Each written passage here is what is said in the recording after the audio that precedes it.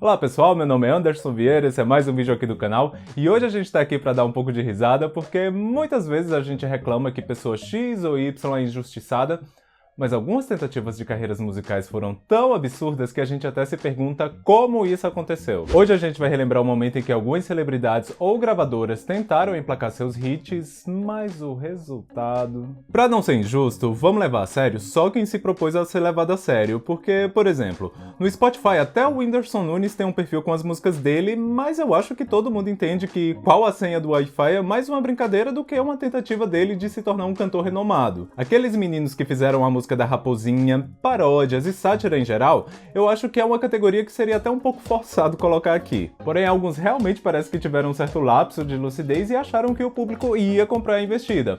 Alguns hoje em dia até reconhecem que não foi a melhor ideia da vida deles, como é o caso do nosso primeiro exemplo, Kim Kardashian. A Kim já tá na mídia há quase 2 décadas, ela já passou aí por vários altos e baixos na carreira dela, e na maioria das vezes ela conseguiu transformar o que levantavam de negativo a favor dela. A Kim é uma mulher bem durona e que não se abala facilmente com o que o pessoal fala a respeito dela, ela meio que prefere transformar tudo em... Contudo, em 2011, depois dela já ter construído um pequeno império como empresária, pessoa pública, modelo e tudo mais, ela achou que seria uma boa ideia investir na carreira de cantora e lançou o single Jam Turn It Up. A música contou com os mesmos produtores de Umbrella da Rihanna, Touch My Body da Mariah Carey, Single Ladies da Beyoncé e Me Against the Music da Britney Spears em parceria com a Madonna. Ela tinha os melhores no time dela. O problema era ela mesma. E assim, tudo bem que na música pop ter uma grande voz nem sempre é algo essencial, como por exemplo mesmo a gente tem a Paris Hilton, que em 2006 lançou o álbum dela, e apesar dela não ser uma boa cantora, as músicas pelo menos tinham uma estética, tinham uma abordagem divertida que dava até pra relevar.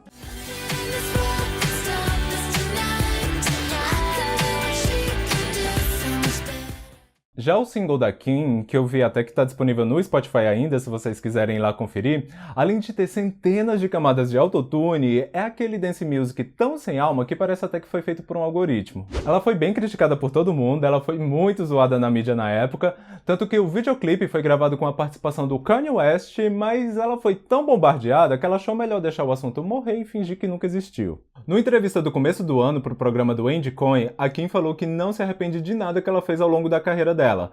Porém, se ela pudesse voltar atrás, ela nunca teria lançado aquele single.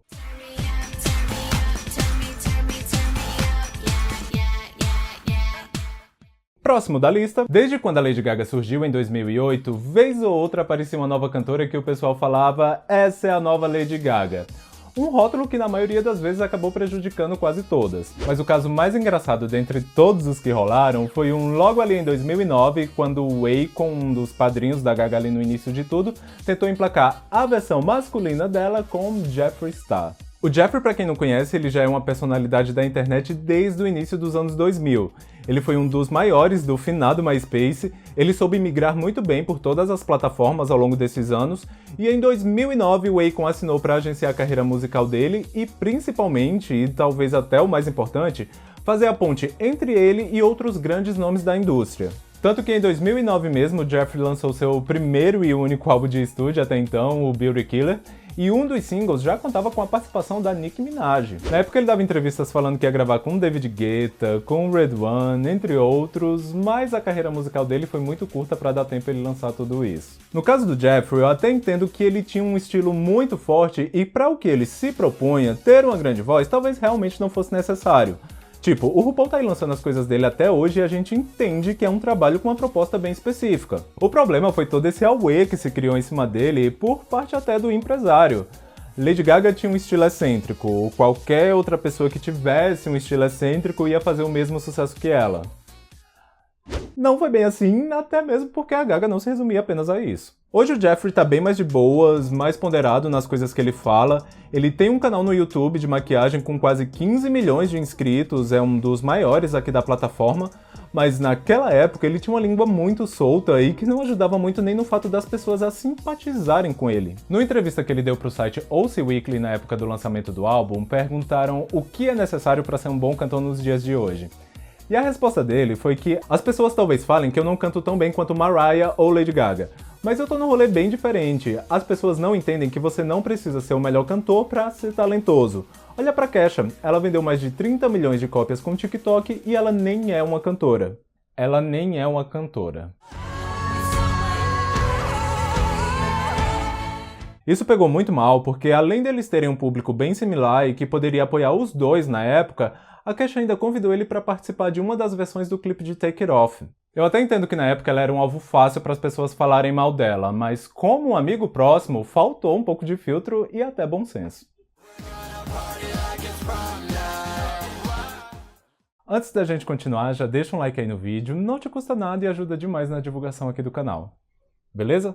Pegando aqui um gancho, a gente tem algumas situações que beiram o cômico, mas que acabam se tornando sérias quando a gente lembra que teve bastante gente grande por trás. Em 1999, a Sony Music assinou com a modelo e atriz Susana Alves para lançar o álbum de estreia da Tiazinha, que pra quem não lembra foi uma personagem revelada pelo programa do Luciano Huck na época da Band.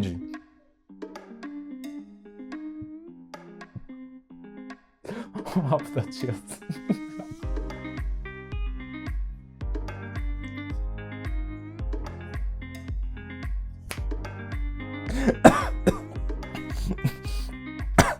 Ai, meu Deus.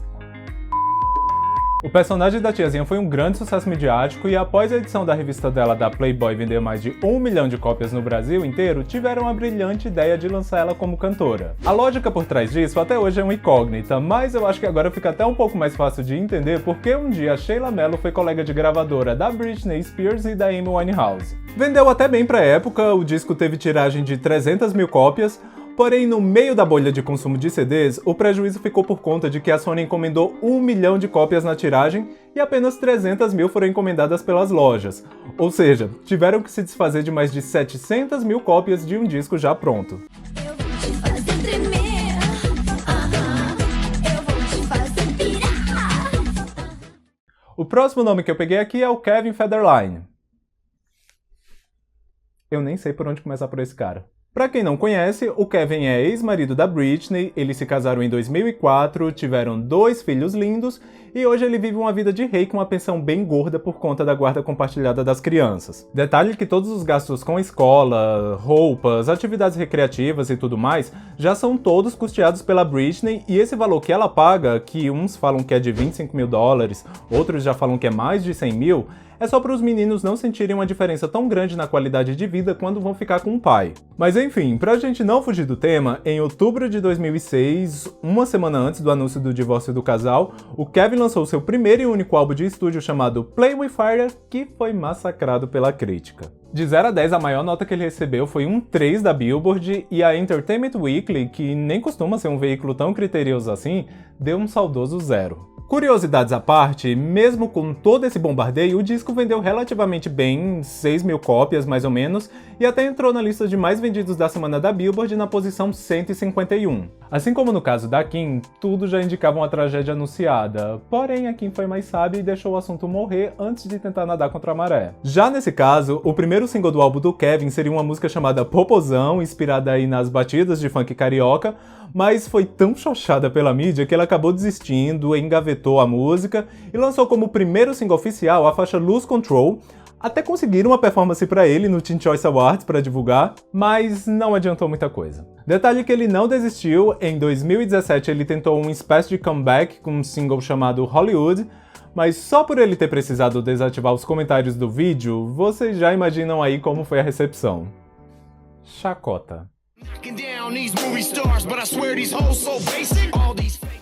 Indo agora para um caso que eu acho que foi mais desespero de gravadora do que propriamente culpa do artista, eu acho que todo mundo aí conhece o ABBA, certo? Certo. Então, no finalzinho dos anos 90, uma gravadora local da Suécia resolveu lançar uma versão com 4 adolescentes regravando as músicas do grupo. O projeto deu tão certo que eles reformularam todo o conceito, a Universal contratou eles e para não ficar tão na sombra de outro artista, o ABBA Teens virou A-Teens e do segundo álbum em diante eles já trabalhavam com um repertório próprio deles. O A-Teens vendeu mais de 6 milhões de álbuns mundialmente, tendo alcançado um grande sucesso na Suécia e algo mais moderado nos Estados Unidos e Reino Unido. Eles até fizeram um turnê pelo Brasil na época. Programa da Xuxa, Faustão, Disney Channel, todo esse rolê. Pontuado isso, em 2014 tentaram replicar exatamente essa mesma ideia quando uma outra gravadora sueca criou uma versão teen do Ace of Base chamada A-Base. Sendo bem sincero, até que eu gostei das versões que eles lançaram de I'm Never Gonna Say I'm Sorry e All That She Wants, achei bonitinho e tudo mais. O problema é que o grupo não tinha química nenhuma. O desempenho dos singles foi bem baixo, tanto que eles nem chegaram a gravar clipe e tal, porém tem uma performance que eles fizeram na TV sueca pra divulgar I'm Never Gonna Say I'm Sorry que, meu Deus, dá até aflição, porque alguma coisa claramente não estava bem naquele dia. Apesar da coreografia ser bizarra, eles faziam tudo certinho, os passos de dança, mas no rosto deles não tinha expressão nenhuma. Dá até um certo desconforto porque parece que eles estão sem vida no palco. Como não dá pra colocar trechos muito longos aqui por conta de direitos autorais, eu vou deixar o link dessa performance aqui nos cards, daí vocês vão lá, assistem e depois voltam aqui pra comentar o que acharam. Eu não sei se a mídia sueca falou disso ou não sei exatamente como foi a recepção do público, mas logo depois dessa performance o projeto foi cancelado e eles não lançaram mais nada.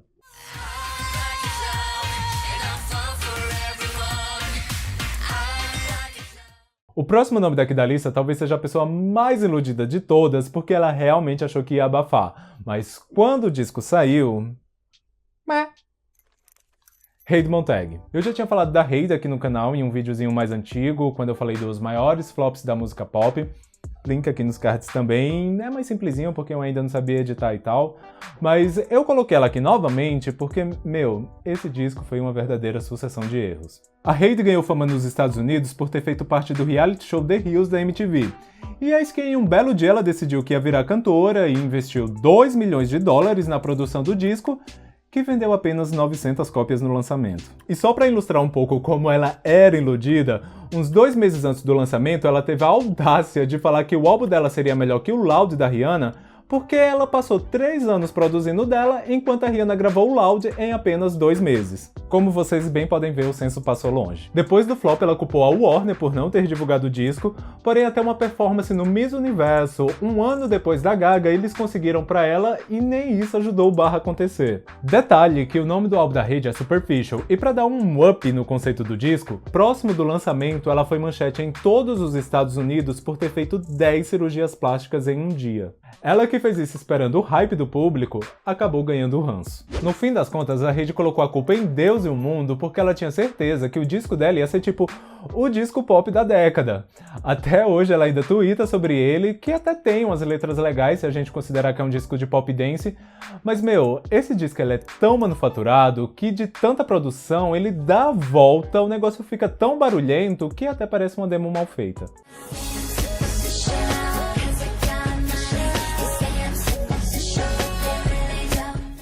Apesar de ter um pessoal que lança aí umas coisas de gosto meio duvidoso, eu tentei separar aqui o dito gosto pessoal pra não fazer uma lista de eu não gosto, é ruim.